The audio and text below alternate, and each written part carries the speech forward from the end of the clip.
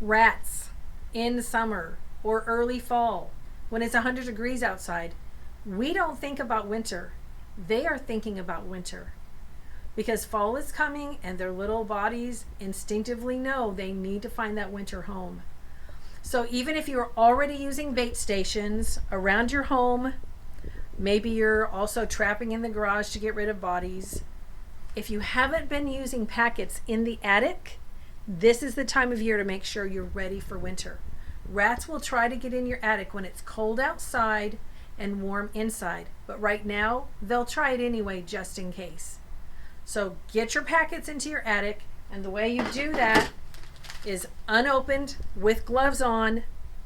You take them by the corner and throw them towards the edges of your attic, towards the eaves. The nice thing is, if there are no rats in there, fine.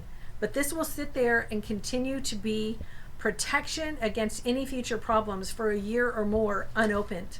So it's not rat protection, it's rat insurance for a good long time. So start now, start early, before you're coming back to me with a problem with a whole rat family in your attic. This can prevent a whole lot of problems. Thanks.